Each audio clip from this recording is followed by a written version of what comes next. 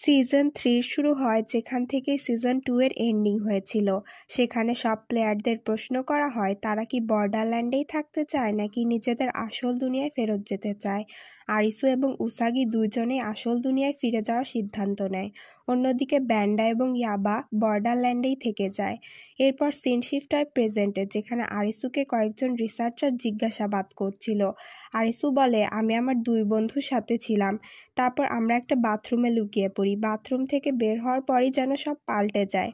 তখনই রিউজি মাতসুয়ামা নামক একজন রিসার্চার প্রশ্ন করে, মিটিওর ক্রাশ করার পর তুমি বেহুশ হয়ে গেছিলে, তখন কি তুমি কোনো ধরনের স্বপ্ন দেখেছিলে যেখানে তোমাকে নিজের জীবনের বাজি রেখে গেম খেলতে বলা হয়েছিল? আরিসু কিছুক্ষণ ভাবে, তারপর বলে, না, কিন্তু আমার মনে হয়েছে আমি অনেক লম্বা একটা জার্নি করেছি। এরপর আরিসুকে যেতে দেওয়া হয়। তখন একজন লোক রিউজিকে জিজ্ঞাসা করে, তুমি কেন এত প্রেশার দিচ্ছিলে? রিউজি বলে, অনেক সার্ভাইভারই আমার কাছে স্বপ্নের কথা বলেছে, এছাড়াও আতশবাজির কথাও বলেছে, অর্থাৎ সব সার্ভাইভারই একই ধরনের স্বপ্ন দেখেছিল। আরিসু রুম থেকে বের হলে রিউজি ওকে বলে, তোমার নতুন কিছু মনে পড়লে অবশ্যই আমাকে জানাবে। ওয়েটিং রুমে উসাগি অপেক্ষা করছিল। রিউজিকে উসাগির সঙ্গে পরিচয় করিয়ে দিয়ে আরিসু বলে, এটা আমার ওয়াইফ।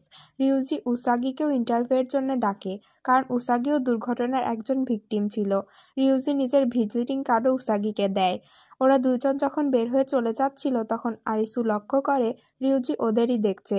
রিউজি আসলে মৃত্যুর পরবর্তী জীবন নিয়ে রিসার্চ করছিল।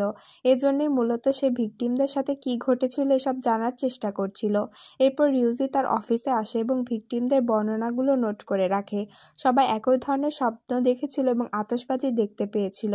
এসব রিউজির কাছে খুবই অদ্ভুত লাগে। তখনই রিউজির কাছে একটা মেসেজ আসে, যেখানে লেখা ছিল, তোমার জন্য একটা ইন্টারেস্টিং খবর পেয়েছি। মেসেজ দেখার সাথে সাথে রিউজি তার হুইল চেয়ার নিয়ে বেরিয়ে পড়ে। সে একটা নির্জন রেস্টুরেন্টে পৌঁছায়, যেখানে ওর সাথে দেখা করার জন্য একটা মেয়ে আসে। মেয়েটি ওকে বলে, তুমি কি সেই সেমিনারে যেতে চাও যেখানে আমাদের গেমস খেলানো হয়? গেমসের কথা শুনে রিউজি বলে, হ্যাঁ, আমি যেতে চাই। মেয়েটি বলে, কিছুদিন পরে তোমার কাছে একটা মেইল আসবে, সেখানে সেমিনারের অ্যাড্রেস লেখা থাকবে। কিছুদিন পর সেই মেইল আসে। রিউজিও সে অ্যাড্রেসে পৌঁছে যায়। লিফট দিয়ে উঠে দেওয়ালের অ্যারোগুলো ফলো করে সে একটা জায়গায় চলে আসে, যেখানে ওর মতো আরও কিছু লোক ছিল। একজন ব্যক্তি ওদের স্বাগত জানায় এবং নিজ নিজ চেয়ারে বসতে বলে, কিন্তু রিউজির পা অকেজো হয়, সে হুইল চেয়ারেই বসে থাকে। কিন্তু লোকটি বলে, তোমাকেও চেয়ারে বসতে হবে। তখন গেমটি শুরু করা হয়। এরপর সবাইকে কিছু কার্ডস দেওয়া হয়। লোকটি বলে, কারো কাছে যদি একই রকমের 2টি কার্ড থাকে তাহলে সেটি যেন টেবিলে রেখে দেয়। এই গেমের শেষে যার কাছে জোকার কার্ড থাকবে সেই হবে গেমের উইনার। গেম শুরু হলে প্রত্যেকে তার পাশের জনের কাছ থেকে কার্ড নিতে থাকে। একজন প্লেয়ার তার পাশের জনের থেকে জোকার কার্ড নিয়ে নেয়। তখনই লোকটি বলে ওঠে, কারো কাছ থেকে যদি জোকার কার্ড নেওয়া হয় তবে সে এলিমিনেট হয়ে যাবে। তখনই যে প্লেয়ারের কাছ থেকে জোকার কার্ড নেওয়া হয়েছিল তাকে শক দেওয়া হয়, সাথে সাথে সে মারা যায়। এসব দেখে সব প্লেয়ারদের মধ্যে আতঙ্ক ছড়িয়ে পড়ে। একজন মেয়ে তার চেয়ার থেকে উঠতে চাইলে তাকে মেরে ফেলা হয়। সবগুলো চেয়ারে একটা বড় মেশিনের সাহায্যে কানেক্ট করা ছিল, যা দিয়ে শক দেওয়া হচ্ছিল। একে একে সব প্লেয়ারই এলিমিনেট হতে থাকে। শেষে রিউজি আর একজন মাত্র প্লেয়ার বেঁচে ছিল। রিউজি তার বুদ্ধি খাটিয়ে তাকেও হারিয়ে ফেলে। তখনই লাইটগুলো অন অফ হতে থাকে। ব্যান্ডা এসে রিউজিকে বলে, বর্ডারল্যান্ডে আপনাকে স্বাগতম। এরপর উসাগিকে দেখানো হয়। সে তার বাবাকে নিয়ে একটা দুঃস্বপ্ন দেখে। তখন আরিসু ওকে সান্ত্বনা দেয়। পরের দিন দুজনেই নিজেদের কাজে বেরিয়ে পড়ে। অফিসে আরিসুর সাথে দেখা করার জন্য একটি মেয়ে আসে। সে আর কেউ ছিল না, সে ছিল অ্যান, যার সাথে বর্ডারল্যান্ডে ওদের পরিচয় ছিল। কিন্তু আরিসুর অ্যানের কথা কিছুই মনে নেই, কিন্তু অ্যানের সব মনে আছে। সে আরিসুকে জানায় তারা বর্ডারল্যান্ডের গেমগুলোতে জিতেছে বলেই রিয়েল দুনিয়ায় ফিরে আসতে পেরেছে, আর বাকিরা সবাই মারা গেছে। আরিসুকে সবকিছু মনে করানোর জন্য সে একটা ড্রাগের কথা বলতেই যাচ্ছিল, তখনই একজন লোক চলে আসে, তাই সে কিছু আর বলতে পারে না। অন্যদিকে উসাগি রাস্তা দিয়ে হেঁটে যাওয়ার সময় একটা বিল্ডিংয়ের দিকে নজর যায়, তাই সে কৌতূহলী হয়ে বিল্ডিংয়ের ভেতরে ঢুকে পড়ে। তখনই তার বর্ডারল্যান্ডের কিছু স্মৃতি মনে পড়তে শুরু করে, যেখানে অনেক মানুষের মৃতদেহ পড়েছিল। বর্ডারল্যান্ডে এই জায়গাটা দ্য বিচ নামে পরিচিত ছিল। এসব কথা মনে করে উসাগি অনেক ঘাবড়ে যায়।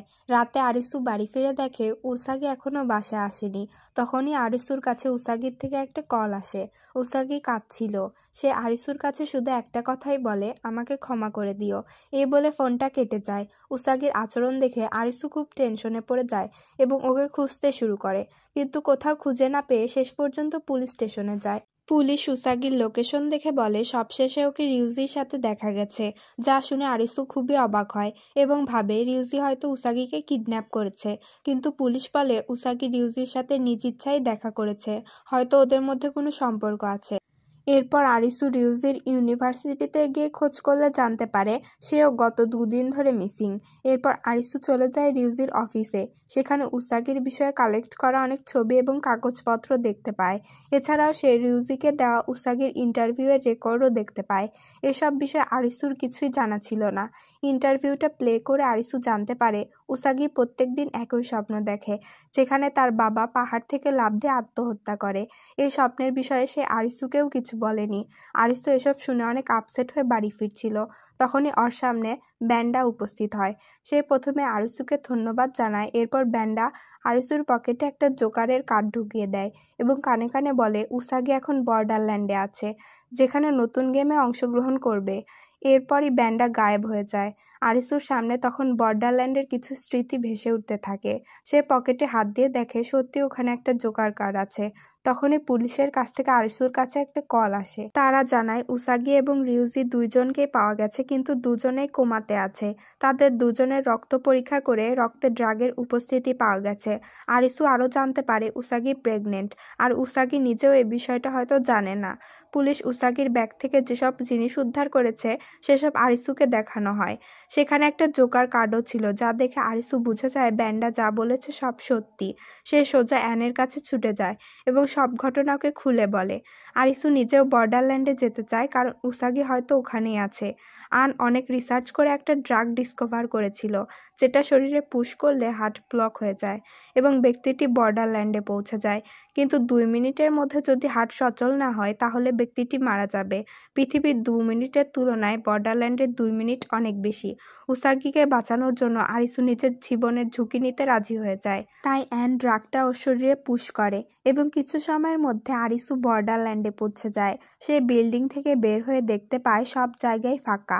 সেখানে একটা সাইনবোর্ডে লেখা ছিল সন্ধ্যায় গেম শুরু হবে এবং গেমের লোকেশনটাও সাইনবোর্ডে দেখানো ছিল।